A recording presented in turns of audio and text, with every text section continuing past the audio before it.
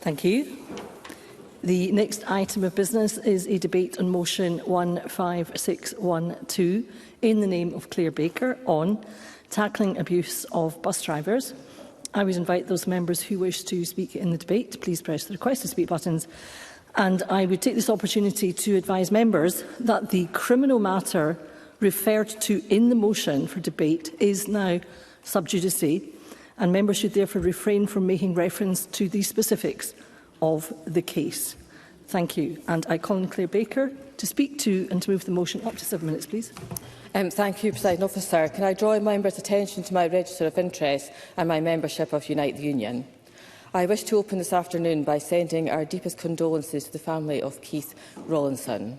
Everyone should be safe and respected at their place of work, and no one should have to endure abuse and violence in the workplace. I want to be clear that violence is never acceptable and is a criminal matter and should always be treated as such. There was public shock at the attack on Keith Rawlinson, and it has been sobering to read the survey of bus drivers from Unite the Union highlighting that violence, abuse and sexual harassment are not isolated incidents on buses, but are frequent occurrences which are not being taken seriously. Bus drivers are facing unacceptable health and safety risks, including verbal and physical assault, carried out by a minority of people of all ages, travelling on buses. But evidence suggests this has been exacerbated by the extension of the concessionary travel scheme to people under the age of 22.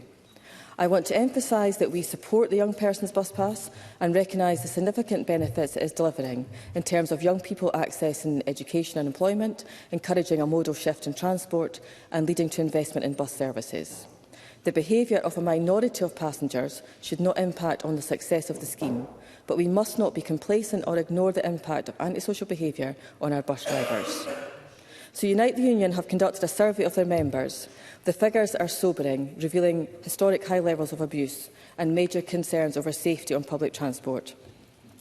84% said abuse at work had increased in the last 12 months. Of those experiencing abuse, 83% reported verbal abuse and 16% reported physical abuse. The low level of reporting is worrying. 79% of the abuse was not reported to the police, while almost half did not report it to their employers, and of those who did, the majority were dissatisfied with the employer's response. The lack of reporting devalues the abuse that is taking place, and I want to thank Unite for undertaking the survey to show the extent of the problem. Finally, 51% of bus drivers say they do not feel safe at work, and 85% say they believe it is now just part of the job. Abuse at work should never just be part of the job, and we must bring an end to this culture. This is not the first debate on abuse of bus drivers. Almost a year ago, Graham Simpson led a members' debate on antisocial behaviour on buses at the point of the evaluation report on the Young Person's Bus Pass being published. Examples of aggression, intimidation and physical assault were highlighted in the Chamber. When the case of assault against a teenager was raised in the Chamber in 2022, the then Transport Secretary Keith Brown said, "I will raise the issue with those who are responsible for the bus pass scheme to gather views on whether the option of withdrawing bus passes might present a solution." I wrote to the Government in March following bus drivers in my region highlighting to me the conditions they were working in. The Minister, Jim Fairley, said Transport Scotland is continuing to look at what may be possible and appropriate in terms of providing a deterrent or sanction. I then wrote to Transport Scotland, who in June repeated this position. Transport Scotland have gone further this week in response to our calls for stronger action, saying that we are working to develop further sanctions, including a process for temporary suspension of concessionary travel cards. But we must now see action. Scottish Labour is clear. There has to be consequences for persistent abusive behaviour towards bus drivers and passengers. Aggressive, intimidating behaviour and vandalism is leading to the cancellation of bus services, impacting on other passengers, increased costs to operators as buses are taken off service for repairs, negatively impacting on the passenger numbers as they, including young people who are often the victims of assault and bullying connected to bus travel, choose not to travel by bus. And I remind the Scottish Government that we have seen little progress since the publication of a report they commissioned into the safety of women and girls on public transport, which, if those recommendations were introduced, would go some way towards addressing antisocial behaviour. I'll give way to the Cabinet Secretary. Cabinet Secretary. The report has been carried through. There are actions. I hosted a summit with all relevant bus partners on that, and I'm more than happy to send it to the member if she's not seen the actions that have taken place following that report. Clare Baker. My understanding is there's more that could be done from the last report in terms of improving lighting, staffing, reporting and training for staff. And if this was implemented across the public sector in terms of transport, I think that would go some way towards supporting bus drivers. But we are today calling for swift action to address antisocial behaviour and violence towards bus drivers. And ultimately, this must include the removal of access to concessionary bus passes from individuals who repeatedly carry out antisocial behaviour regardless of their age. Mark Ruskell. Thank the member for giving way. Could you just be clear, though, does she also support sanctions for fare-paying adult passengers who are also committing antisocial behaviour on our buses? Clare Baker. Yes, certainly I do, and the end of our motion doesn't distinguish and make a distinction between the age of the person who would carry a sanction for behaviour on buses. And the reason that I can't support the Green Amendment this afternoon is because it removes the reference to increased incidences, and it also takes out the option of removing the bus pass. This is the call that we have on the Scottish Government and Transport Scotland today, and they must deliver a sanctions scheme swiftly. I believe they do have the power through the Young Person's Bus Pass Order 2021, and that travel can be isolated from the card's other uses.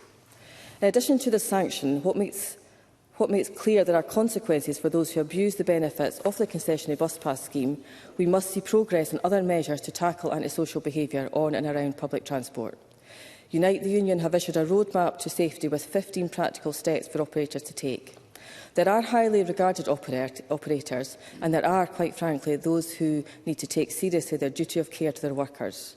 We need to see the wider use of driver protection screens, CCTV, robust staff training, panic buttons and mechanisms to alert and engage the police. We need to ensure that local authorities and the police are resourced to increase the presence of community wardens and officers at hotspots for disruptive behaviour.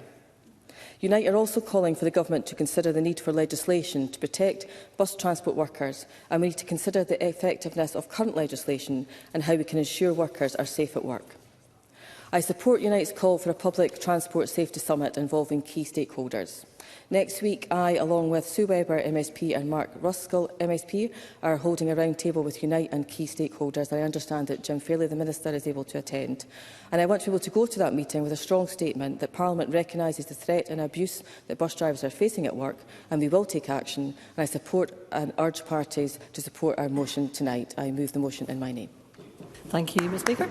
I now call on Mark Ruskell to speak to and to move Amendment 1561 2.1. Up to 5 minutes, please. Thank you very much, Presiding Officer. And can I associate myself with the comments Clare Baker made about the tragic death of Keith Rollinson? It was devastating. Our thoughts go out to his loved ones and friends and colleagues.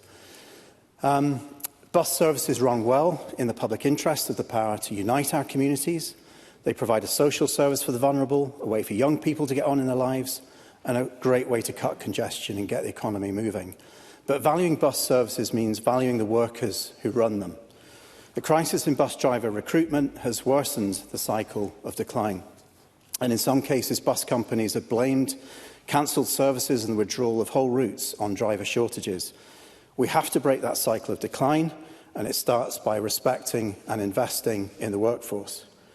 Competitive pay and improved terms and conditions are important, but it's also clear that the working environment and the continued rise in antisocial behaviour needs to be tackled head-on.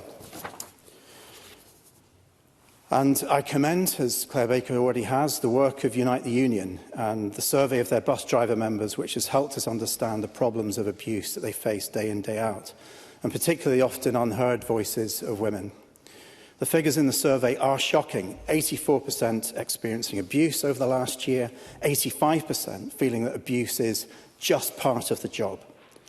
Presiding Officer, everybody has a right to feel safe at work. It's unacceptable that such abuse is taking place. So Unite's 15-point route map to safer buses, launched in February, does provide a great starting point to address the problem. And I hope the Scottish Government can continue to use its convening power to make progress on all the recommendations, including consideration whether the law at present is fit to protect all transport workers. But we should also not lose sight of the fact that hundreds of millions of pounds are paid to mostly private bus operators every single year to deliver concessionary travel schemes. These payments to these companies must come with a responsibility on the companies to deliver a safe environment for both drivers and passengers. And again, Unite's route map spells out the changes that bus operators need to make, from CCTV on board to well-maintained protective barriers and lockable cabs.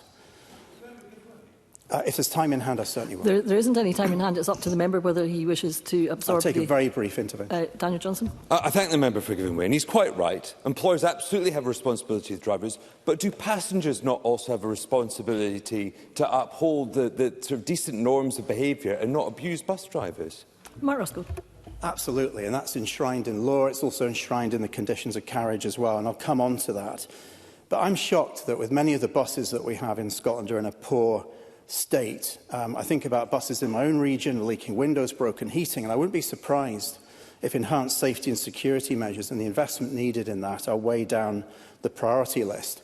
The Unite survey found that 79% of drivers have not reported abuse to the police, and 48% have not reported it to their employer.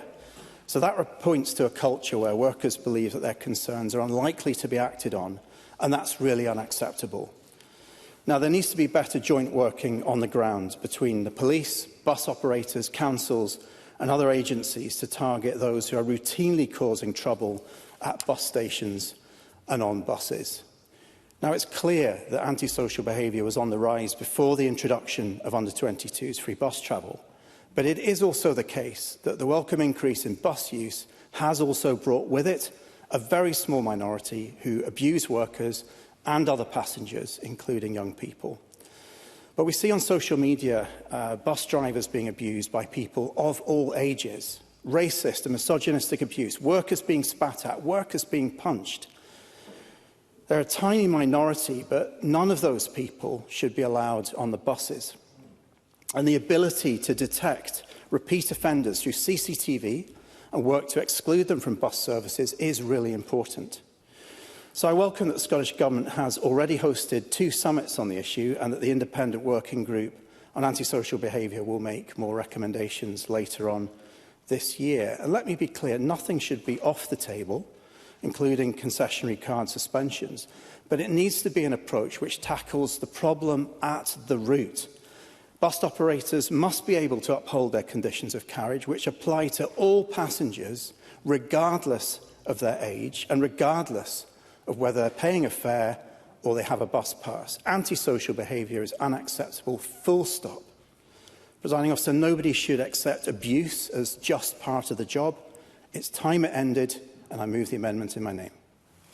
Thank you, Mr Ruskell. I now call on Cabinet Secretary Fiona Hislop to open on behalf of the Scottish Government. Up to 4 minutes, please. Presiding Officer, I thank Clare Baker for highlighting this important issue. Bus drivers are at the front line of delivery of vital public transport services. Our communities depend on them. For the most part, they greatly value them. I have the greatest sympathy for bus drivers who can be at the sharp end of antisocial behaviour from a small minority. Antisocial behaviour is unacceptable in all contexts. The concerning results of the Unite survey of bus drivers highlight the negative effects on bus travel. The Scottish Government takes this very seriously. We will be supporting this afternoon's motion, which broadly reflects the Government's position, and I intend to relay progress on each item. No single approach or stakeholder can and will fix this. Police Scotland and local authorities lead on antisocial behaviour interventions, with local partnerships often best placed to understand and resolve issues in their communities. It is the Government's role to provide partners with the powers and the tools to do this. This is being progressed as a priority. The Minister for Victims and Community Safety, who is in the Chamber, has tasked an independent working group on antisocial behaviour to report by the end of the year. The group has gathered a wide range of evidence, including from bus operators and bus passenger representatives. The report will provide an improved understanding of antisocial behaviour and insight into how the strategic approach to prevention remains relevant as a core for today's society. While bus operators can already restrict access to their services in line with their own conditions of carriage, including fare-paying passengers, we continue to work closely with them and others to develop further options to address antisocial behaviour, learning from our investment in travel safe teams and body-worn cameras on the rail network. While much of the focus is on young people, I must stress that it is a very small minority who misuse the Young Persons Free Bus Travel Scheme. We are developing a behaviour code with the intention that it will cover all concessionary bus passengers. The vast majority of Scotland's young people will not have any hesitation in agreeing to accept the responsibility that accompanies their entitlement. Very briefly. Clare Baker. Thank you. I understand that in Burma, in Manchester, people have to sign the Code of Conduct before they get access to a pass. Is that something that the government would consider? Cabinet Secretary. Yes, that's what we are looking at in terms, but it would be for all concessionary bus passengers. Perpetrators of antisocial behaviour can be of any age, and the basis of our support for this motion is we are examining the legal means to suspend concessionary passes for persistent antisocial behaviour of anyone of any age, as announced last December. Fairness and I need to make progress in limited time in this debate. Fairness and consistency must underpin this work. I recently met with Unite to discuss their 15-point safety plan. I note that calls for a public transport safety summit have been made by the UK General Secretary, who may not be aware that in Scotland we already have had regular, as we've heard, stakeholder meetings with Police Scotland, bus operators, Unite and Transport Scotland working collaboratively on solutions. And I am open to whether actions and recommendations from the group can be best addressed in a wider summit. I'm looking at fixed penalty notices. I've reviewed the application of the Protection of Workers, Retail and Restricted Goods and Services Scotland Act 2021 to rail workers. I understand, although it is for the courts to determine, the definition of retail work may not apply to those selling train tickets if a court deemed those transport workers to be engaged in the sale or supply of services rather than goods, and there may be applications here in the bus area. So, Presiding Officer, before I close, I want to emphasise the critical role of bus operators as employers to ensure that they are doing all they can to ensure the safety of their drivers and passengers. I welcome the ongoing commitment of the Confederation of Passenger Transport to progress measures through a partnership approach with government and others. I strongly encourage all operators to prioritise the areas of Unite's plan that have potential to improve conditions for their staff. It is in everyone's interest to let passengers know that they are welcome, they are safe and they are encouraged to travel by bus. Thank you, Cabinet Secretary. I now call on Sue Webber to open on behalf of the Scottish Conservatives. Up to 4 minutes, please. Thank you, Presiding Officer. Over the past fortnight, we have spent a significant amount of time discussing the topic that Clare Baker MSP has brought to the Chamber this afternoon, tackling the abuse of bus drivers, and we are supporting the calls in the Scottish Labour motion. Unite the Union found that an alarming 84% of bus drivers have experienced abuse in the past 12 months, and that drivers are frequently beaten, spat upon and threatened by teenagers. If you recall, on the 14th of November at FMQs, I asked the First Minister to outline what action the Scottish Government is taking to protect drivers and to clamp down on under-22s who abuse their free bus pass by committing antisocial behaviour. Mr Swinney's response was helpful in that he confirmed that he would explore the point that I'd put to him and determine whether any action could be taken. And only yesterday, the Cabinet Secretary wrote to me advising of their commitment to address this pressing issue, and findings and recommendations are expected by the end of this year. The need for this to be a priority is clear. Next week, as we've already heard, we're hosting a roundtable here in Parliament, myself, Clare Baker MSP and Mark Ruskell MSP, about the safety of bus drivers. And I'm glad to hear that the Minister, Mr Fairley, will also be in attendance. We'll be discussing the growing level of abuse towards bus drivers and how it can be tackled. And there's a variety of stakeholders attending, including Unite the Union, First Bus, Young Scot, Police Scotland and CPT. And we've also heard as well that on the 14th of December 2023, my colleague Graham Simpson held a members' debate on this very issue, discussing reports of antisocial behaviours on buses. But I want to go into some detail about the card curfews and confiscations that the Scottish Conservatives have been calling for. Briefly, Ms Baker. Clare Baker. Simpson's debate, which was a year ago, does she share my disappointment that not much has actually changed in the past year? I do appreciate there's complexities here, but I would like to have seen more progress in the last year. We all do now, but it's helpful that in what appears to be the debate this afternoon, that we are all in that same place now, and I think that acceptance will go a long way, but we can't let anyone rest on their laurels, and I'm hoping we'll manage to keep the feet to the fire on this one, Ms Baker. The vast majority of young people use their concessionary cards responsibly, and we know how valuable young people find these cards in getting to school, college, work and their leisure activities. And it's a real pity that the minority of young people are spoiling it for everyone. The curfews we are calling for would only impact the young people who have abused their privilege and limit the hours that they may use their travel pass. It is still imperative that these youths are able to access their education after all. However, there should be scope in extreme cases where the privilege should be removed permanently. And I know my colleague will go into some of the breadth and the width of what that might look like. The Green motion today, Mr Ruskell, however, is not one that we can support. It removes all reference to the under-22 concessionary bus pass.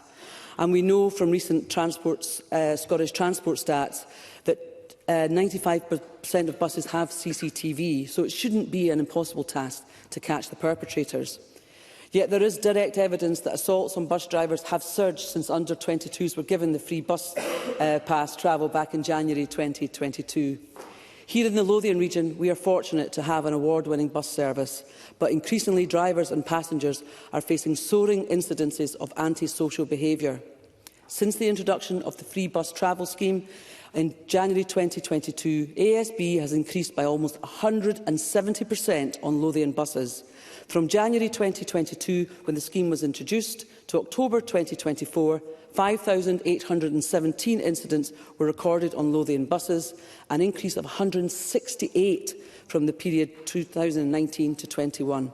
To put this in context, in 2019 there were 473 incidences on Lothian buses.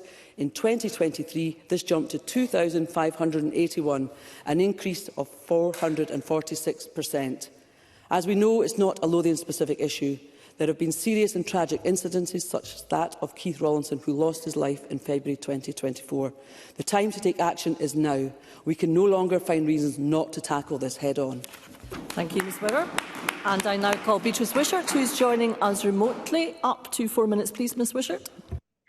Thank you, Presiding Officer, and thank you to Clare Baker and the Labour Party for bringing this serious and important debate to the Chamber this afternoon. Scottish Liberal Democrats will be supporting the motion, which I hope will pass this afternoon. I too would like to associate myself and my party with what has been said about bus driver Keith Rawlinson. Our thoughts go out to his family, friends and colleagues, the loved one who went out to do a day's work and didn't return because of the horrific actions of another. I can only imagine their pain and grief. Presiding Officer, ensuring safety and security for workers is of paramount importance. No one should feel unsafe at work, whatever their environment may be. No one is entitled to make anyone else feel unsafe, to act however they wish and cause fear and alarm. Free bus travel provision is not a free entitlement. It comes with responsibility. We shouldn't be apprehensive about sanctions, like removing free bus travel, for individuals who repeatedly and persistently behave antisocially towards drivers, other passengers, or indeed cause damage to buses. But any policy to remove entitlement to bus passes must be clearly defined with just cause and have a mechanism to appeal. As Sue Webber and others have pointed out, the vast majority of concessionary bus pass holders use their entitlement responsibly. We should be wary of tarnishing any group of people with the antisocial behaviour brush, but the evidence following the introduction of the under-22s free bus travel and the increase in antisocial behaviour points towards younger people, albeit a small minority. I note with great concern the findings of Unite the Union's recent mass survey of bus drivers in Scotland, showing 51% of respondents did not feel safe at work. Just one of the many shocking findings of the survey. And it is all bus users who can be affected by antisocial behaviour.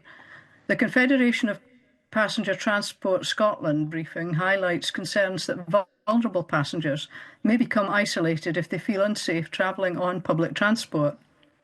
Presiding Officer, I call on the Scottish Government to do more to tackle underlying causes of antisocial behaviour. Early intervention strategies that could prevent antisocial behaviour have been eroded with the decline and underfunding of youth services. Scotland's alcohol issues need to be addressed too, as well as underage drinking. We need to ensure that legal tools and measures used to try to combat antisocial behaviour are fit for purpose and act as a deterrent, punishment, or are able to provide rehabilitation. Buses do and will continue to play a core role in our efforts to decarbonise our economy and tackle the climate emergency. The CPT estimates that a full double-decker bus can take up to 75 cars off the road. If everyone switched one car journey a month to a bus, it could save 2 million tonnes of carbon dioxide. But people will only choose buses as an alternative to a car where they are reliable, convenient, appealing and safe. So to conclude, Presiding Officer, our society sets laws, rules and boundaries. We should not shy away from the task of tackling repeat offenders of antisocial behaviour. Taking away free bus provision is not the only measure we can pursue. There are many causes of antisocial behaviour which the Scottish Government can do more to tackle today. Thank you. Thank you, Mr Wishart. We will now move to the open debate. Could I remind all members who wish to speak in the debate to please ensure, check that they have in fact pressed their request to speak buttons. And I would advise members that there is no time in hand. Backbench speeches of up to 4 minutes. With that, I call Alec Rowley to be followed by Christine Graham. Mr Rowley. Thank you, Presiding Officer. Speakers today so far have been rightly stressing that it is a minority that causes the problems. But can I suggest to you that that is a growing minority, and the more that people cause these problems, the more vandalism, the more threats, the more physical threats, and they get away with that and nothing happens, then it happens more and more, not just on buses but also in bus stations. I'm told it was pandemonium a few weeks ago in Dunfermline bus station, so action needs to be taken. I wrote to the Cabinet Secretary on the 16th of August, and I did so because some of the stories that bus drivers were telling me were absolutely horrendous, and people going off stressed, out of work, sick, the impact that it was having on their families as well. It's not good enough. And we can't simply say that we were looking at this a year ago, because there has been, in my view, not enough progress that has been made. The Confederation of Passenger Transport, in a briefing that they sent to all members, said that we agree that the right to free travel under the Young Persons Free Travel Scheme should be suspended or removed where individuals repeatedly carry out antisocial behaviour. There must be penalties in place for those who commit abuse. They go on to say that CPT Scotland made this request of Transport Scotland in the summer of 2023 and continue to raise it with the Scottish Government. They then say that they understand that there are legal issues here, and they hope that some light may be shed from ministers today on what those legal issues are. To have that request made more than a year and a half ago, as problems continue to happen, it is just not good enough. And that has to be a message from here today. It's good we're having this debate, but actually we've got to move beyond talking and starting to take action. The Cabinet Secretary in her speech also pointed out that a lot of these issues depend on the bus companies. But I would have to say that the government are putting millions upon millions of pounds to these bus companies. When you look at the Unite 15-point plan that I wrote to the Cabinet Secretary about and asked her to call a summit and use that as the basis to start the discussions, you have de-escalation training to be given to all staff, something surely that the government can put pressure on the companies to do.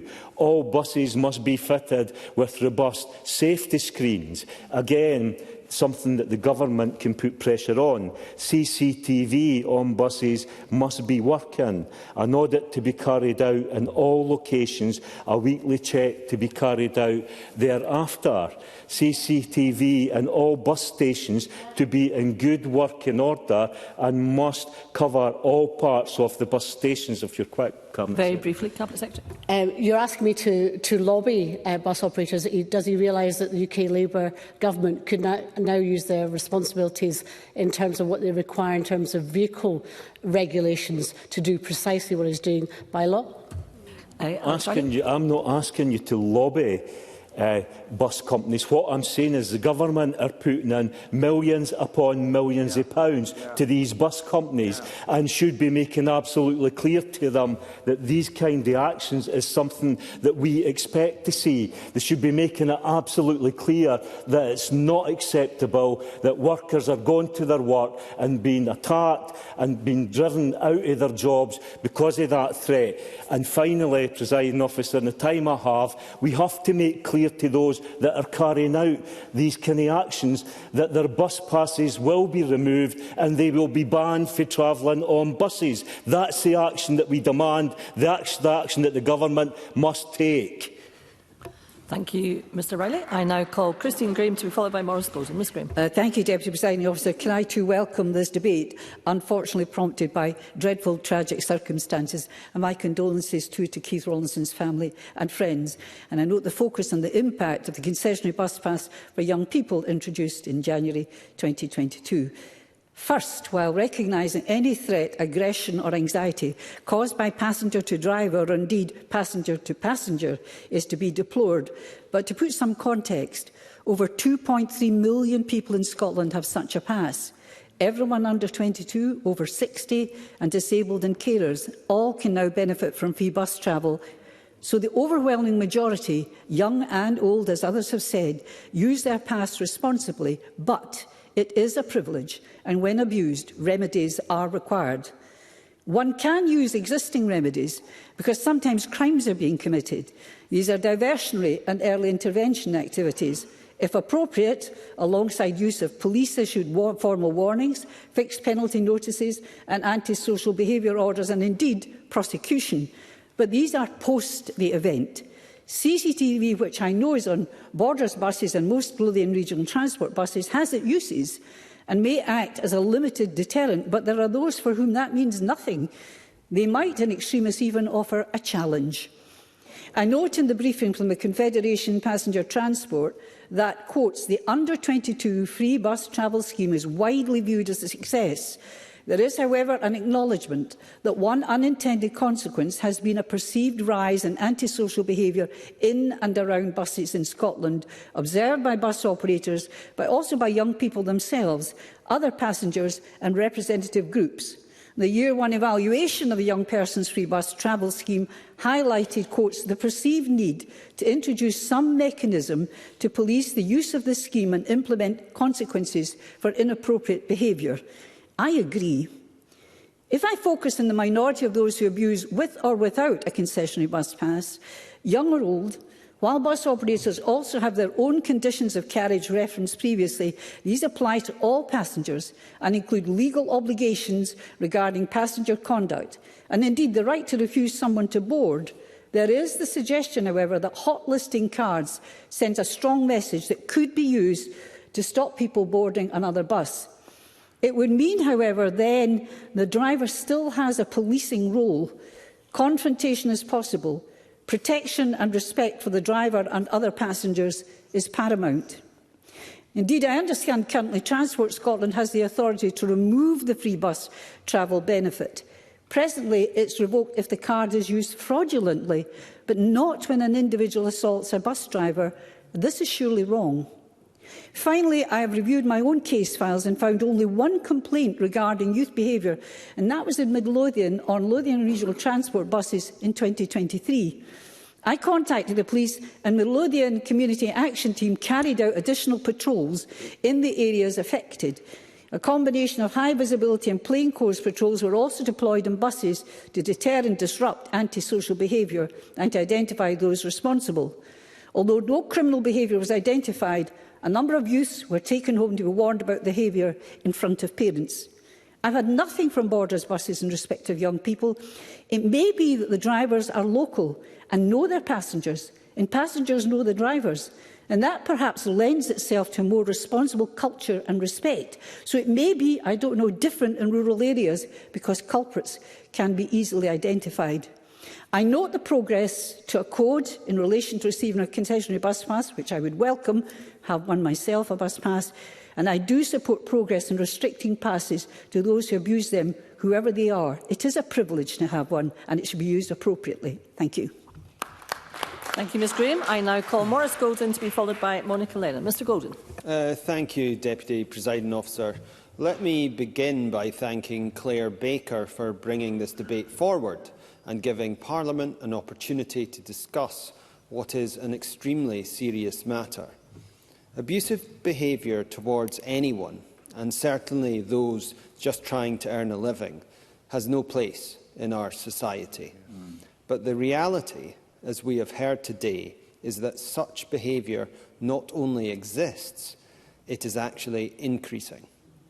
Now, we have heard a number of statistics today, and I won't go back over all of them, but I do want to highlight one in particular, a shocking figure to come out of the research conducted by Unite. That research shows an astonishing 84% of bus drivers say there has been an increase in abusive behaviour incidents over the last year. Just think about that for a moment. It means that you would have to search hard to find a bus driver that hasn't seen rising levels of abuse. Or put it another way, rising levels of abuse is becoming the norm. In fact, one bus driver is quoted as saying abuse is now just part of the job. And Unite found that more than half of drivers don't feel safe at work. That's simply not good enough. People have a right to go to work without fearing for their safety. And their safety is at risk. We have already heard about the vile threats made against drivers and, worst of all, a driver has died after being assaulted at work, as highlighted in the motion.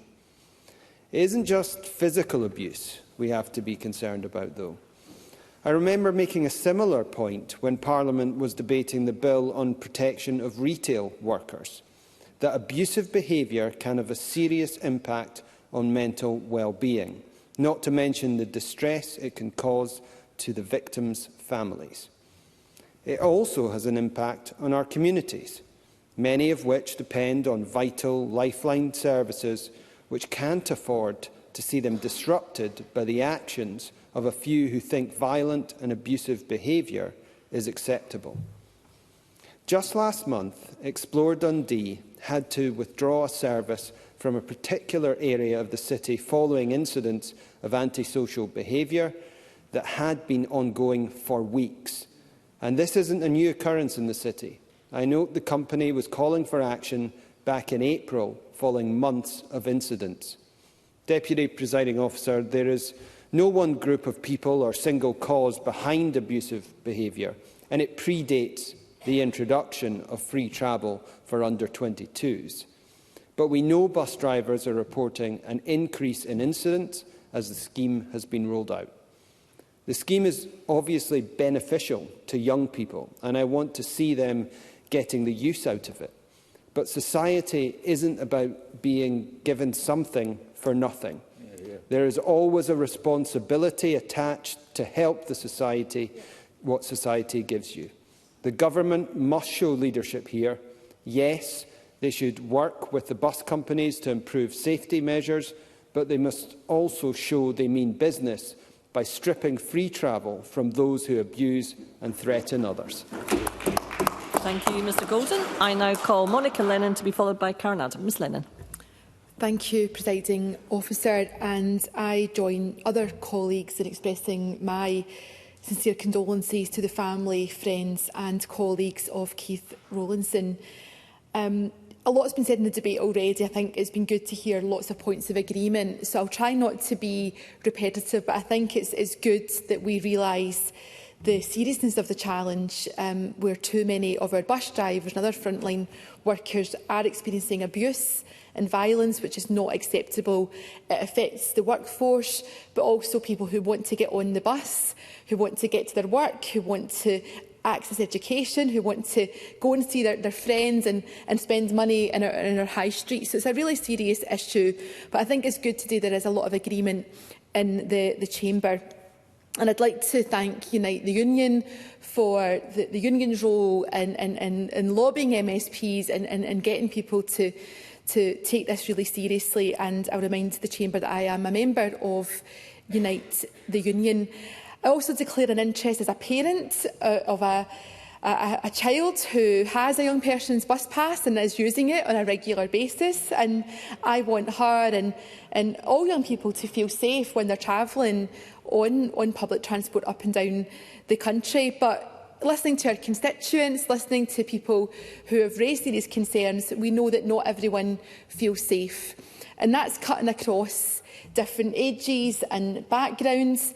And we need people to feel confident to use public transport, and we need people to feel that we are on their side. So I would like to just again draw attention to Unite's 15-point plan. I think there's some really good points in there. Sue Webber talked about CCTV. Mark Ruskell's mentioned the plan as well. I think it really does give solutions, and I think there's stuff in there that bus operators could get on and do it. But I think my colleague Alec Rowley had made some important points I hope the Scottish Government will reflect on around conditionality and the fact that many of these operators do receive public funds. For me, it's not just about bus, it's also about the wider public transport network.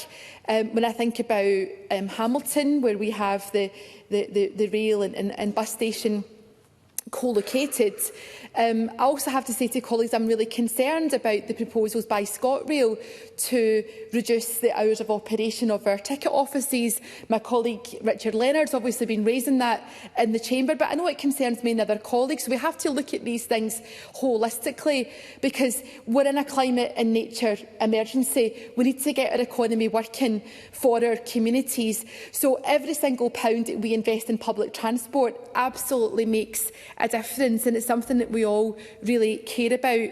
And I'm grateful to Mark Ruskell, who talked about the issues around gender-based violence. Colleagues are well aware that we're now in the 16 days of activism to end violence against women and girls. And we know that misogyny and sexism and sexual assault happens on our buses and at bus stations. It happens across our public transport. And I was looking to see what young people are saying. So Scotland's members of the Scottish Youth Parliament are saying that they want safer public spaces and transport. And part of the solution is early intervention through better education in schools. And not just schools, youth work too. So I know colleagues today have not pointed fingers at young people only, because we wouldn't want to do that. But I would say we have to look holistically for solutions, and I'll use the final seconds to say my colleague Martin Whitfield has proposed a members' bill on youth work. We need to make sure we don't demonise young people, we don't defund public services. We need to invest in our young people, and that includes youth work. Thank you. Thank you, Ms Lennon. And I call Karen Adam. Ms Adam. Thank you, Presiding Officer. The tragic death of Keith Rawlinson following an assault at his workplace is a stark reminder of the dangers that our essential workers could face. And as my colleagues have expressed, my deepest sympathies go out to his family, his friends and his colleagues who now bear the weight of such a senseless loss. And I would also like to pass on the condolences of my colleague Richard Lockhead, who as the constituency MSP has had many multi-agency meetings in regard to this horrific incident. Nobody should ever have to fear for their safety at work, and yet for bus drivers, abuse and even violence can too often be a reality, and this is utterly unacceptable. And I hope as parliamentarians that we can see it as our duty today to ensure that no one in Scotland faces such risks, particularly when they are simply doing their job and serving the public. Our bus drivers connect communities. They link up our rural areas, our towns and our cities, and they ensure that our children get to school safely, that workers can reach their jobs and that people can stay connected. And they keep our communities moving, often with acts of kindness that go unnoticed but mean so much to people.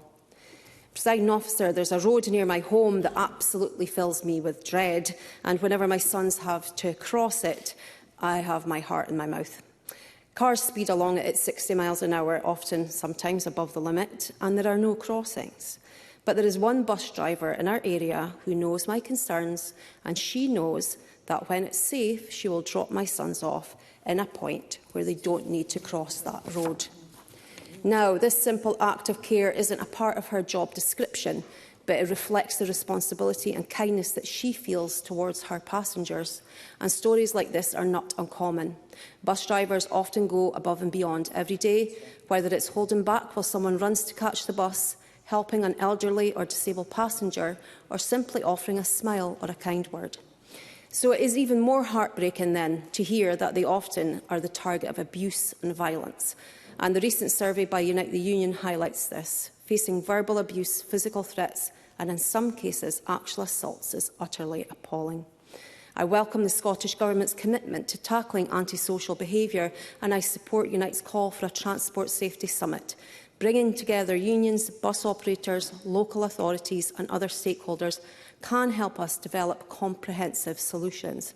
But we must also address the root cause of antisocial behaviour. Training for staff to handle difficult situations is important, but those situations shouldn't be happening in the first place. So education and early intervention are key. Most passengers, including young people, behave responsibly, and the introduction of free bus travel for under 22s has been transformative. However, with privilege comes responsibility, and while most people, young people, use their bus passes appropriately, there is a small minority across all age ranges who engage in antisocial behaviour, and this cannot be ignored. Young people also want to feel safe on our buses. So I support exploring some sanctions, such as the potential removal of bus passes for individuals who repeatedly behave inappropriately, but this should be regardless of age. Anyone engaging in repeated antisocial behaviour should face consequences. In conclusion, Presiding Officer, I want to thank every bus driver in Scotland. You deserve to come home safely at the end of the working day. You're not just moving people from A to B, you're connecting lives, supporting communities, and I hope that we can all work with you to help build a society where respect is the norm and not the exception. Thank you. Thank you, Ms Adam. We will now move to closing speeches, and I call on Mark Ruskell to close on behalf of the Scottish Greens. Up to 4 minutes, please. Thank you very much, Presiding Officer. I think this has been a positive debate here this afternoon. I might not agree with everything that Sue Webber and Clare Baker said, but I think it has been positive, and I look forward to continuing the discussion with them and to find solutions at the round table in Parliament next week. I think it's important, though, to understand and to reflect on what the root causes are of antisocial behaviour in a minority of young people. I think Karen Adam just spoke very well about that, because what I see is that, post-COVID, there are individuals who face enormous social isolation, who have grown up in absolute poverty, have grown up in an abusive household, and ultimately have a lack of any kind of positive destination when they leave school. I think we all understand that. I would ask members just to reflect on, for those individuals, how positive under 22s free bus travel has been, because it gives them the opportunity to continue their lives and to be part of society. But I do agree with Beatrice Wisher and Monica Lennon, who both underline the importance of youth services and engaging with those disaffected young people. I think that's hugely important. We shouldn't be demonising those young people. We should be seeking to understand them and work with them and ensure that they drop their antisocial behaviour. I think it's important also to recognise what is clearly antisocial behaviour. As Maurice Golden said, it's vile behaviour, it's illegal behaviour, it's abuse. I think it's fair to say that, in my email inbox, I also get complaints from constituents about, perhaps, I haven't got time now, that there are often complaints about young people who perhaps have a lack of understanding about how to use buses and perhaps at times exhibit a lack of courtesy in the way that they use services. Now, I think those issues are we can tackle those through appropriate education. And I noticed in the CPT briefing, they talk about programmes that have been put in place at high school, particularly when young people are transitioning to high school, they're getting their Young Scot card. That's a good opportunity to educate young people about how to use a bus, because it could be that some young people have not been on a bus. They're not in families that have used bus throughout their lives. So, that's important. And I think the point that was made also about Manchester and about the adoption of a behaviour code, I think, is a good one. I mean, it's good that the Scottish Government is looking at that. I think that could be introduced and be part of that education for young people when they're going to S1 and they're getting their Young Scot card for the first time. In terms of how we tackle antisocial behaviour, so illegal antisocial behaviour. I'll say again, I don't think anything should be off the table, including suspension of cards, and it's good to hear again the government looking at fixed penalty notices. But again, CPT have underlined the fact that there are technical and legal issues associated with suspending cards. And I do, at the back of my mind, have doubts about whether that on its own will be enough to tackle antisocial behaviour. Because even if you take a card off of somebody, they'll still be able to get on a bus. They'll just pay a fare, or they'll swap cards with their mates, or they'll force their way on, or they'll hang around in bus stations where, again, they are free to commit antisocial behaviour, unless we have the kind of CCTV and enforcement that's required at bus stations. So I do think we need a multi-agency approach. I think the Cabinet Secretary talked in the last members' debate on this topic about work that was done in Kilmarnock to really identify those who are causing antisocial behaviour and to address those problems specifically on the ground. I would say to Alec Rowley, that's the solution for Dunfermline, and simply removing bus access to free bus passes. It may have some marginal effect, but actually getting in on the ground and doing the hard work, Alec Rowley, to actually tackle antisocial behaviour is absolutely what's needed. And that does need functional CCTV. It needs CCTV footage to be followed up by the police and agencies. So I'm proposing a much broader approach here. I hope members will reflect that and support the Green Amendment. And like Karen Adam, I'd just like to thank everybody who works in public transport every single day to serve us. Thank you. And I call on Douglas Ross. Up to 4 minutes, please. Thank you very much, Presiding Officer. I remember where I was when I heard someone had died at Elgin bus station. And if anyone knows the station, the buses drive in, but they have to reverse to get out. And I just assumed it was a tragic accident. It was a Friday evening, and it was going to be terrible, but a tragic accident. And then we heard it was a bus driver who had lost his life. And then we heard the details. It wasn't a tragic accident. It was a brutal and sinister assault that killed Keith Rowlandson. Keith was a loving husband to Sue, a devoted dad to Sophie and Abigail. And that night, their world was turned upside down. I can't begin to imagine what they must have gone through that night and every single day since. And all Keith was doing, someone who had served his country in the RAF and now serving his community in Murray as a bus driver, had gone to work. He was just about to finish his shift. And concerned for the other passengers on that bus, he said to this young person, "You are not getting on." And simply for doing that, Keith is no longer with us. That's why we have to look at punishments and indeed withdrawals of this free bus pass as a sanction. And the point I was going to make to the Cabinet Secretary was, and I've heard it from others, this isn't about persistent behaviour. In some cases it will be. Sometimes the behaviour is so brutal and so unacceptable that in itself should see someone losing this privilege of having a free bus pass.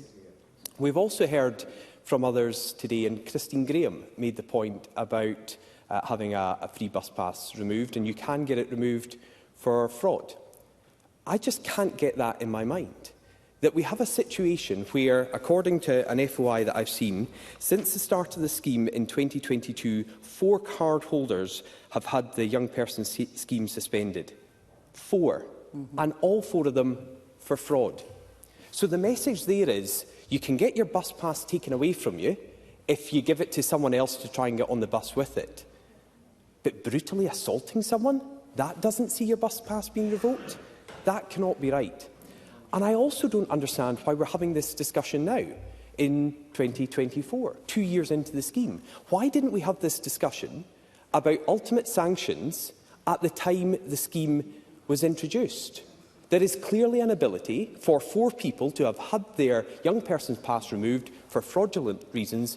Why are we only looking now at the reasons to possibly remove them later on? I'm sorry, Monica Lennon, I would like to take your intervention, but I've got a couple of other points to make. 2 final points.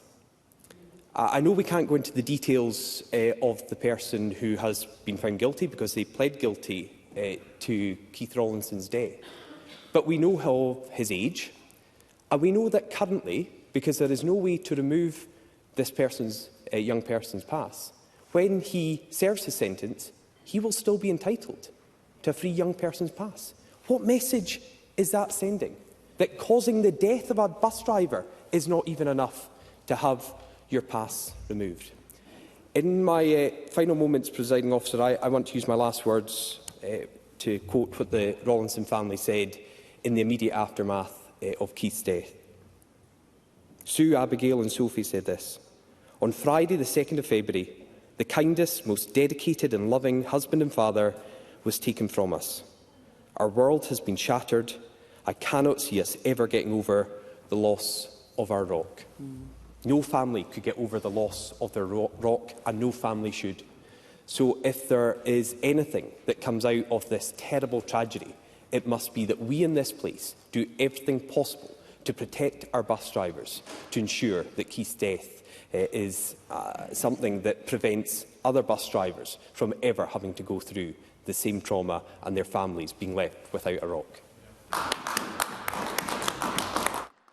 Thank you. And I call on Jim Fairley. Up to 5 minutes, Minister. Thank you, Deputy Presiding Officer. My apologies. This debate, while absolutely necessary and an understandable debate to be brought to the Chamber, particularly given Mr Ross's testimony just now, is the kind of debate that is frustrating, because the reality is that we are all in more or less agreement on the issues, and that we agree that it is necessary to take the time to have this debate because of a mindless few individuals. And it is as sad as it is predictable that no matter what we do in government, either locally or nationally, or in society as a whole, there are always going to be a small minority of individuals who will behave in a way that is unacceptable, will cause fear, alarm, distress, or worse, hurt those around them through their mindless and inconsiderate behaviour. What is also predictable is the clamour for someone or something to blame. That is equally understandable. However, there is also a need for calm heads and considered thinking, to find proportionate but effective solutions when these issues do occur. Because no one should have to deal with this kind of antisocial behaviour. Certainly no one should have to deal with what Mr Ross has just talked about. And they shouldn't have to deal with it in any setting. I'm not going to today, I'm sorry, because I don't have enough time. It's absolutely not at their place of work, and in the context of this debate, passengers going about their daily lives should be able to do so without fear of intimidation and disruption. But equally, we cannot allow ourselves to fall into the trap of demonising whole sections of society because of that tiny minority. That principle should stand in all situations, whether it's at a football match, in shopping precincts, or travelling on public transport. We must ensure that people feel safe. But the under-22 bus scheme is not to blame. The vast majority of those young people who take advantage of this benefit are not to blame. And I would urge caution in allowing our reaction to demonise those two things that are in the main huge positives for Scotland, and can be a demonstration of the kind of country that we want to be when we witness the innumerable examples of fantastic young people growing and thriving in our society by engaging and playing their part in what Scotland has to offer, aided and abetted by a policy choice that this Parliament unanimously agreed to deliver. Presiding Officer, without minimising any of the issues we have heard today, I hope we can collectively remember that positive to counter the sadness of why this debate was necessary, and to find collective solutions and keep focused on how we build on the tangible, visible positives that are there. There are a number of points that were made by members across the Chamber. I'd like to take a moment just to reflect on some of those. Clare Baker was talking about she recognised the benefit of the scheme, as have a number of members across the Chamber. But she did say a point that slightly concerned me, that there was, I think it was 50% of the respondents to the survey said that they did not get an adequate response from their employers. That's something that we should maybe have a conversation about. She also talked about there was nothing being done. Something is being done. Things are happening. Monica Lena talked about women and girls, as did Mark Ruskell. I had the great delight of being down in the Queen Street station yesterday and awarding ScotRail, Network Rail and British Transport Police the White Ribbon Award because of the work that they are doing to help protect women and girls. Fiona Hislop, the Cabinet Secretary, gave a comprehensive review of the actions that the Government are taking, and I hope that members take confidence from that we share the concerns that everybody else in this chamber has, and we are working to get to the root of those issues.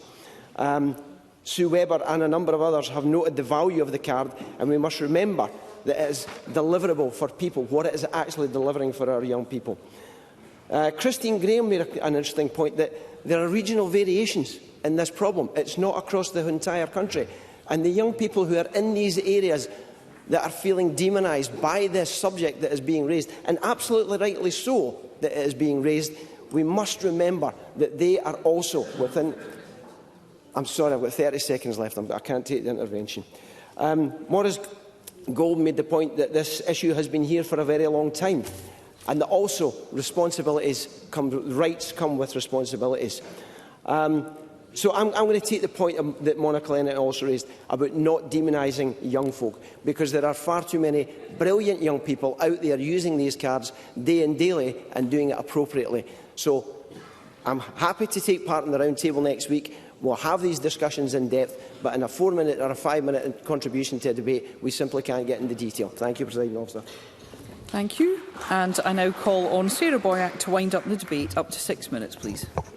Thank you, Presiding Officer. And I also want to join colleagues in sending my sincere condolences to the family of Keith Rowlinson, his friends and his colleagues.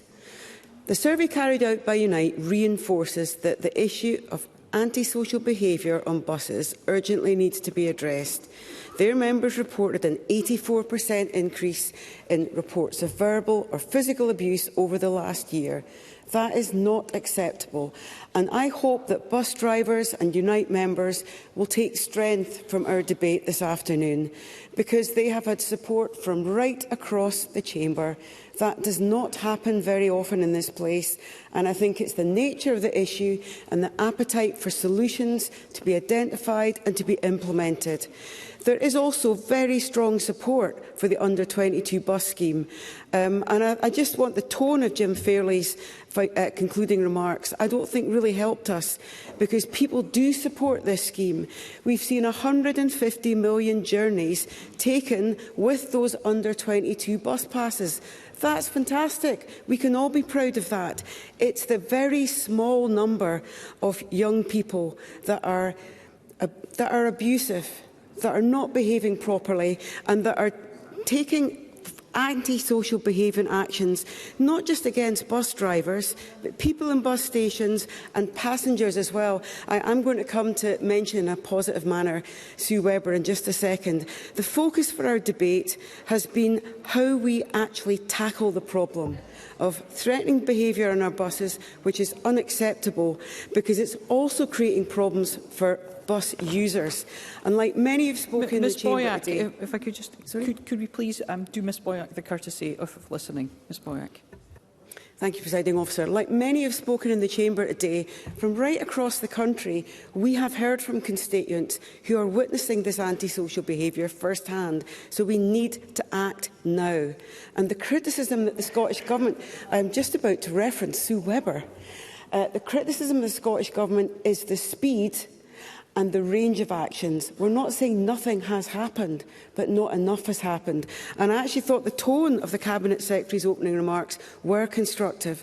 But go back to the actual reality. As Sue Webber commented, in the Lothians, we've seen buses cancelled, bus drivers threatened, passengers intimidated. Thousands of incidents. That is not acceptable. So we've now had this debate a second time, because we debated this last year. It's been the subject of parliamentary questions over the last year. But the issue, and there's cross-party support, is faster action. And I do want to praise the colleagues right across the chamber who've made valuable contributions. The points made by Clare Baker, Mark Ruskell, Alec Rowley and Monica Lennon about the impact on bus drivers. It is horrific for people, and we need to be recruiting bus drivers, not seeing them being intimidated. The lack of reporting that Mark Ruskell and others mentioned, that is key. We need to make sure every incident is reported, because bus drivers will know that there will be a consequence It will be investigated. Something will happen. It won't be ignored. And let's go back to Unite's 15 action points. They are absolutely critical. Again, cross-party support for the physical change that is needed in our buses now, CCTV doors, or the safe doors, the infrastructure in our bus stations as well, but also the social changes that need to be made. And the solutions that we've called for in our motion would be an important step to protecting bus drivers and helping young people realise the consequences of their actions. I think the cross-party support has been critical, and the points I'd push to the Cabinet Secretary and the Minister is we need action now. We need the leadership of the Scottish Government to actually implement this stuff, because Unite has sent us a clear message, and there are resources that need to be invested to support bus drivers. We need to see action by the bus companies. We need to see policing where there are incidents. There's not been a lot of reference to that, but the idea that it's not worth reporting because nobody's going to investigate.